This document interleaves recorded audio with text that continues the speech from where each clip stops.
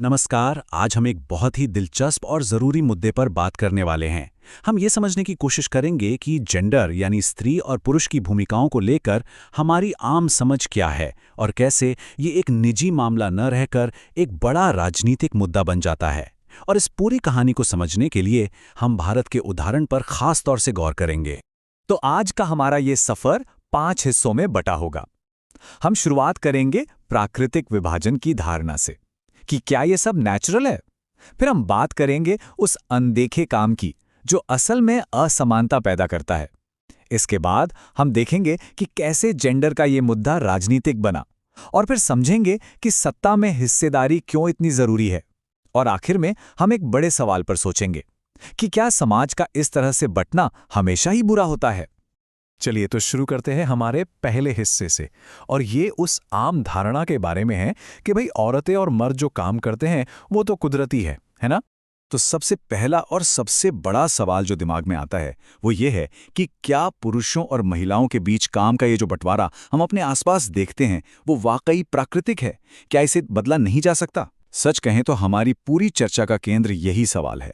तो देखिए, होता क्या है कि जेंडर का ये विभाजन हमें हर समाज में देखने को मिलता है, लेकिन मजे की बात यह है कि ये बायोलॉजिकल मतलब शरीर की बनावट पर आधारित नहीं है। नहीं, ये असल में समाज की उम्मीदों और उन पक्की धारणाओं पर आधारित है जो हमें बताती हैं कि एक पुरुष को कैसा होना चाहिए और एक महिला को क्या करना चाहिए। तो अब ये तो हो गई थ्योरी की बात। चलिए अब थोड़ा और गहराई में उतरते हैं। इस दूसरे हिस्से में हम कुछ आंकड़ों से ये समझेंगे कि कैसे ये प्राकृतिक लगने वाली व्यवस्था असल में एक तरह की असमानता पैदा करती है। और यहीं पर एक बहुत जरूरी कॉन्सेप्ट आता है, श्रम का लैंगिक विभाजन।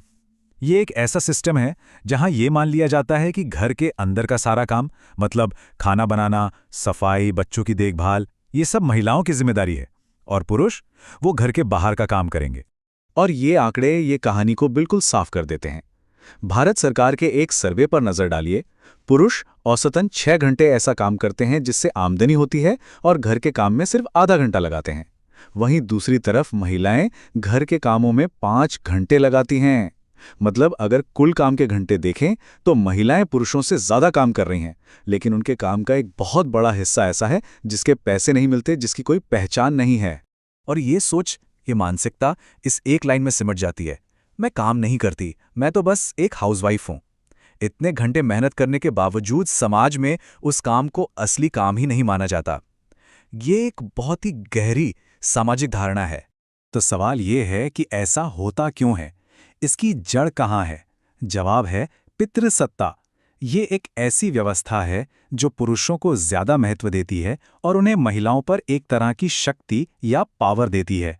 और सच तो ये है कि भारत आज भी काफी हद तक एक पुरुष प्रधान समाज है। और जब हम इस पितृसत्तात्मक व्यवस्था के नतीजों को देखते हैं तो तस्वीर और भी साफ हो जाती है। महिलाओं की साक्षरता दर पुरुषों के मुकाबले कम है, सिर्फ 54%। अच्छी तनख्वाह वाली नौकरियों में उनका अनुपात बहुत कम है और कई बार तो एक ही काम के लिए उन्हें पुरुषों से कम पैसे मिलते हैं। लेकिन कहानी हमेशा ऐसी नहीं रहती। यहीं से एक बड़ा मोड़ आता है। अब हम देखेंगे कि कैसे ये घर का एक निजी समझा जाने वाला मुद्दा एक सार्वजनिक और राजनीतिक मुद्दा बन गया। धीरे धीरे दुनिया भर में महिलाओं ने आवाज उठानी शुरू की। उन्होंने संगठन बनाए, आंदोलन किए और बराबरी के अधिकारों की मांग की। इन्हीं मांगों में से एक बहुत बड़ी मांग थी वोट देने का अधिकार। और इन आंदोलनों को एक नाम दिया गया, फेमिनिस्ट या नारीवादी आंदोलन। इसका मकसद बहुत सीधा सा है, सार्वजनिक जीवन में, निजी जीवन में और परिवार में हर जगह महिलाओं और पुरुषों के लिए समान अधिकार और अवसर हों। बंगाल का ये पोस्टर देखिए। ये सिर्फ एक तस्वीर नहीं है, ये उसी भावना का सबूत है। ये दिखाता है कि कैसे महिलाओं ने एकजुट होकर अपनी निजी परेशानियों को एक राजनीतिक आवाज दी। तो सवाल ये था कि हल क्या है? इन आंदोलनों ने महसूस किया कि अगर अपनी समस्याओं को सच में हल करना है तो राजनीतिक शक्ति यानी पॉलिटिकल पावर हासिल करना बहुत जरूरी है। लेकिन यहीं पर एक बहुत बड़ी रुकावट है। जरा इस चार्ट पर नजर डालिए। दुनिया के कई देशों के मुकाबले भारत की संसद में महिलाओं का प्रतिनिधित्व बहुत ही कम है। दुनिया का औसत 24% है और भारत में ये सिर्फ 11.8% है। तो आखिर में बात घूम फिरकर एक ही जगह आ जाती है।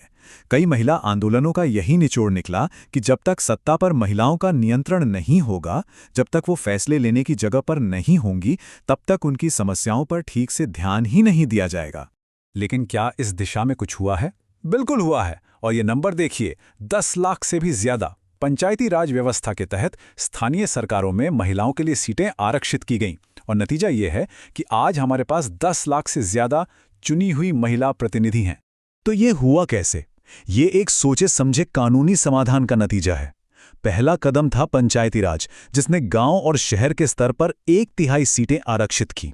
और दूसरा बड़ा कदम है 2023 का महिला आरक्षण अधिनियम, जो अब लोकसभा और राज्य विधानसभाओं में भी 33% सीटें आरक्षित करेगा। चलिए, अब हम अपने आखिरी हिस्से पर आते हैं। थोड़ा पीछे हटते हैं और बड़ी तस्वीर को देखते हैं। लोकतंत्र में ऐसे सामाजिक बंटवारे की आखिर भूमिका क्या है? यहाँ एक बहुत ही तीखा लेकिन जरूरी सवाल उठता है।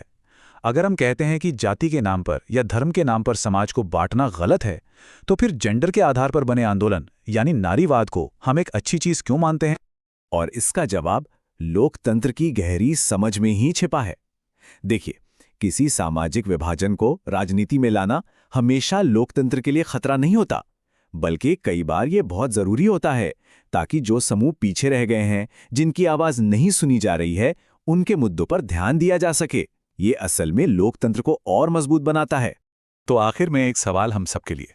जिस तरह घर के काम जैसा निजी मुद्दा एक बड़ा राजनीतिक सवाल बन गया, उसी तरह आज हमारे समाज में और कौन से ऐसे मुद्दे हैं जिन्हें हम निजी मानकर टाल देते हैं, पर जिन्हें असल में एक राजनीतिक आवाज की सख्त जरूरत है? इस पे सोचिएगा जरूर।